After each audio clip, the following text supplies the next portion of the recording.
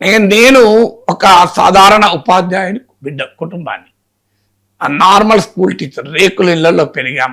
బాబు క్యాంపలో ఒక బెల్లంపల్లిలో ఒక బస్తీలో పెరిగాం. సింపుల్, లిటరలీ బస్తీ. ఒక మా పక్కనే ఒక మురికి వాగుపోయేది. అసలు 4-5 ఇళ్ళకి కలిపి ఒకటే వాష్రూము.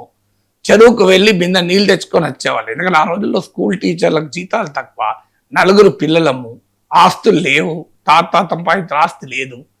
ఇలాంటి పరిస్థితుల్లో మేము చదువుకున్నాం. కానీ ఆస్పిరేషన్ ఇక్కడ దాకా తీసుకొచ్చింది. నేను మాకు మందమర్రిలో మా ఊరు, అక్కడ నుంచి 6 కిలోమీటర్లు మా ఊరు ఎదలాపురం అని. ఆ మందమర్రి నుంచి మేము ఎడ్ల బండి మీద మా మేనత్ ఉండేది మందమర్రిలో. ఆ ఎడ్ల బండి మీద స్కూల్కి పోయేవాళ్ళం. ఇంటికి మా ఊరికి పోయేటోళ్ళం. పోంగా ఒక కాన్వెంట్ స్కూల్ ఉండే.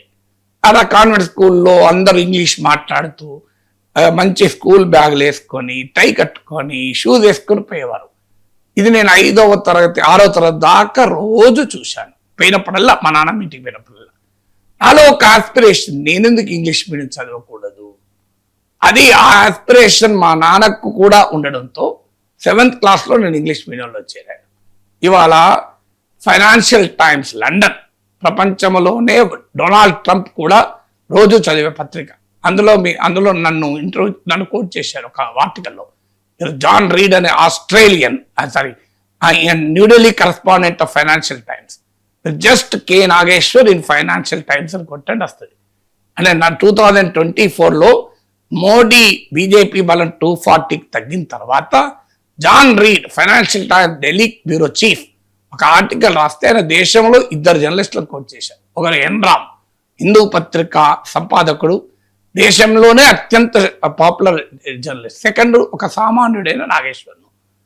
నేను economic times, Hindu, times of India, Hindustan times, ఇలా భారతదేశంలో అవుట్లుక్, ఫ్రంట్ లైన్ అన్ని ఇంగ్లీష్ పత్రికలు రాశాను. ఎక్కడ సాధ్యమైంది ఇది కేవలం ఒక ఆస్పిరేషన్స్తో సాధ్యమైంది. నేను 1977లో 8th క్లాస్ స్టూడెంట్.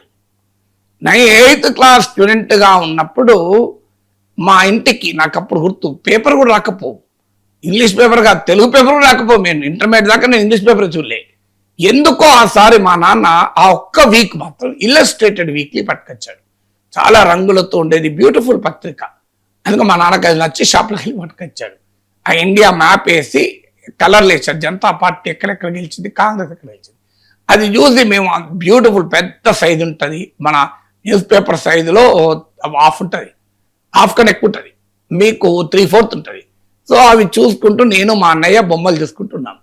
మా అన్నయ్య నిద్ర చూస్తే, నా అన్నయ్య మనం కూడా ఇలా రాయాలన్నయ్య అన్న.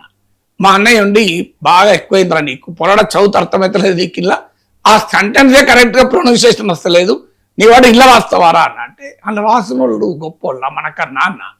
ఇది 75 అన్న, 77లా సరిగ్గా 89-90కి వచ్చే వరకు జస్ట్ 13-14 ఇయర్స్ ఇల్లస్ట్రేటెడ్ వీక్లో ఆర్టికల్ రాసి మా అన్నయ్య కొరియర్లో పంపాను. 14 ఏళ్ళ క్రితం మన కన్వర్జేషన్ గుర్తుందా అన్నయ్య? ఇవాళ అదే ఇల్లస్ట్రేటెడ్ వీక్లీలో just after 14-15 years I have return article అని చెప్పి పంపించాను. ఆస్పిరేషన్. నేను 7th క్లాస్లో చదువుకున్నప్పుడు కేవి కిషన్ రావు అని మా ఎమ్మెల్యే ఉండే, వాళ్ళ కొడుకులు కూడా నా క్లాస్మేట్. సో తర్వాత క్లాస్మేట్ హై స్కూల్లో. నేను అప్పుడు 7th క్లాస్ చదువుకునేటప్పుడు ఆయన ఎమ్మెల్యేగా మాకు ఫ్లాగ్ హాయిస్టింగ్కి వచ్చాడు. ఆయన వచ్చే వరకు అందరి మమ్మల్ని లైన్గా నిలబెట్టారు, జనగణమన పాడించారు, సల్యూట్ కొట్టించారు. ఆయనకు మా టీచర్లు అందరూ వచ్చి లైన్గా నిలబడ్డారు. ఆయన పాపులారిటీ చూసి నాకు ఆశ్చర్యం వేసింది. ఈయన ఇంత పెద్దోడా ఏంటి అని మా టీచర్ అడిగాను. ఎమ్మెల్యే అన్నాడు, సోషల్ స్టడీ. ఎమ్మెల్యే అంటే ఏంటి టీచర్, వాట్ ఈజ్ ఎమ్మెల్యే అన్నా. ఇలా MLA is an elected member, is the leader of the people, it is the legislative assembly, they make laws అని మా టీచర్ నాకు కూర్చుండబెట్టి లెజిస్లేచర్ గురించి పాఠం చెప్పారు. నేను టీచర్ నేను కూడా లెజిస్లేటర్ కావచ్చా అన్నా. ఎందుకు కాకూడదు, possible, but you have to work hard అని చెప్పింది. ఇది జరిగింది ఎప్పుడు, 75-76 సరిగ్గా 30 ఇయర్స్ తర్వాత 2007 అదే అసెంబ్లీలో మాట్లాడాను, అదే లెజిస్లేచర్లో. అదే ఎమ్మెల్యే కాకుండా అంతకన్నా ఎగువ సభకి వెళ్ళాను, ఎమ్మెల్సీ అయ్యాను. తర్వాత నేను హైదరాబాద్కు 80లో వచ్చాను ఇంటర్మీడియట్ కోసం. 78లో వచ్చాను. ఇంటర్మీడియట్కి వచ్చాక 79, 80 ఆ ప్రాంతంలో ఒకసారి అసెంబ్లీ చూడడానికి వెళ్ళాను, డిగ్రీ చదువుకుంటున్నప్పుడు అనుకుంటా, ఐ థింక్ 81, 82లో. అసెంబ్లీలో ఎమ్మెల్యేలంతా మాట్లాడని చూశాను గ్యాలరీ నుంచి. ఫ్రెండ్స్ ఉంటే పక్కన, అరే మనం కూడా మాట్లాడచ్చు కదా, వీళ్ళకన్నా బాగా మాట్లాడచ్చు, వీళ్ళంతా గొప్పగా మాట్లాడతలేరు, నేను ఇంకా బాగా మాట్లాడగలుగుతాను. డిగ్రీలో అప్పటికే నేను స్టేట్ లెవెల్ ఉపన్యాస పోటీల్లో ప్రైజులు వచ్చాయి నాకు డిగ్రీ స్టూడెంట్గా. 10th క్లాస్ నుంచే నాకు ఉపన్యాస పోటీ, చిన్నప్పటి నుంచి 7th క్లాస్ నుంచి ఉపన్యాస పోటీలో ఫస్ట్ ప్రైజ్ వచ్చేది. అంటే ఏ ఓవర్ యాక్షన్ ఎక్కువ ఉన్నదా నీకు, సీన్ అంత సీన్ లేదులే అన్నారు. ఇది అన్ని 82 ఆ ప్రాంతంలో అనుకుంటా, ఇఫ్ ఐ రిమెంబర్ ప్రాపర్లీ, కరెక్ట్గా గుర్తులేదు. సో కరెక్ట్గా 3 decades తర్వాత అదే లెజిస్లేచర్లో ఆ ఎమ్మెల్యేలు ఎక్కడ నిలబడి మాట్లాడారో నేనే అక్కడ నిలబడి మైక్లో మాట్లాడాను. ఇదంతా ఎందుకు చెప్తాను, ఆస్పిరేషనల్. 83, 84లో నేను జర్నలిజం చేశాను. 84లో నేను ఇండియన్ ఎక్స్ప్రెస్ పత్రికలో ఇంటర్న్షిప్ చేశాను ఒక జర్నలిస్ట్గా. జిఎస్ భార్గవ అని ఎడిటర్ ఉండే. ఆ జిఎస్ భార్గవకు చాలా పాపులర్ ఎడిటర్లు కదా, మినిస్టర్లు వచ్చేవాళ్ళు, ఆయనతో కలుసుకోవడానికి టాప్ పొలిటీషియన్లు వచ్చేవారు, టాప్ బిజినెస్ మెన్ వచ్చి కలిసిపోయేవారు. ఆ ఆఫీస్లో ఆయన అంటే అందరు గౌరవం ఇచ్చేవాళ్ళు. సో ఈయన చూసి ఎడిటర్ అంటే నేను ఎందుకు ఎడిటర్ కాకూడదు అనిపించింది. ఆఖరికి ఒక రోజు ఉదయాన్నే 7 o'clock ముందు, స్లీపర్స్ కూడా రాకముందు వెళ్ళి ఎడిటర్ రూమ్ తీసి ఆ లోపలికి వెళ్ళి బోల్ట్ పెట్టుకొని ఆ సీట్లో కూర్చొని ఆ పెన్ ఇలా తీసుకొని ఇలా ఆర్టికల్ ఎడిటోరియల్ రాస్తున్నట్టు ఫీల్ అయ్యి, ఆ రోజులో సెల్ఫీ లేదు. ఇది 84లో చేశాను.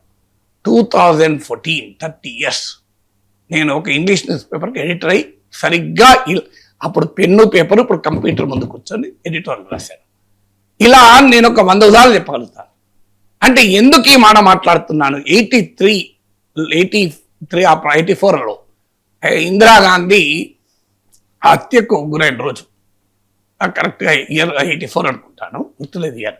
సో దూరదర్శన్లో వచ్చారు, ఎవరు మాట్లాడమంటే ధైర్యం చేయలే, నేను పోయి మాట్లాడాను. మాట్లాడిన తర్వాత మా పిల్లలు ఎంతసేపు మాట్లాడాను తెలుసా, 30 seconds, 40 seconds అంతే. సో మా వాళ్ళు క్లాస్మేట్స్ అంతా ఉండి, అరే బాగా మాట్లాడినావు రా అన్నారు. అరే 40 అంత బాగా మాట్లాడినారా అన్న. అవునరా చాలా బాగా మాట్లాడినా అన్నారు. అయితే ఇక మనం పెద్ద పెద్ద టీవీలలో మాట్లాడాలరా గంటల సేపు అన్నా. అంటే నువ్వు ఇదేనా నీతో ఉన్న ప్రాబ్లం, కొద్దిగా మెచ్చుకుంటే ఎక్కడ ఆగవురా నువ్వు, 30-40 seconds మాట్లాడుతూనే ఇంత పెద్ద ఓవర్ యాక్షన్ చేస్తున్నావు అన్నాడు. ఇది ఎప్పుడు 84లో, 2004లో 20 years తర్వాత ఎలక్షన్ అనాలిసిస్ TV9లో ఒక్క రోజులో 12 hours స్క్రీన్ పైన ఉన్నాను, 6-7 గంటలు మాట్లాడాను. ఇవాళ తెలుగు టెలివిజన్ స్క్రీన్ పైన బహుశా యాంకర్ల తర్వాత అత్యధికంగా మాట్లాడమని నేనే అయి ఉంటాను. ఇవన్నీ ఉదాహరణలు ఎందుకు చెప్పాలంటే, if you're aspirational will grow. నేను ప్రజలకు కూడా చెప్పాలి, ముఖ్యంగా యూత్కు, పిల్లలకు చెప్పదలుచుకున్నా, ఆస్పిరేషన్స్ పెట్టుకోండి. నాకు ఇది అవసరం లేదు, అది అవసరం లేదు, అది అనుకుంటే మీరు ఆధ్యాత్మిక జీవితంలో సర్వసంగ పరిత్యాగం కండి.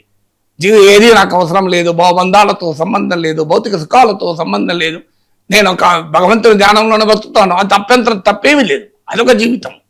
కానీ మనం ఈ సమాజంలో ఉన్నప్పుడు మీ ఆస్పిరేషన్ ఉండకపోతే మీరు గ్రో కారు, దేశము గ్రో కాదు.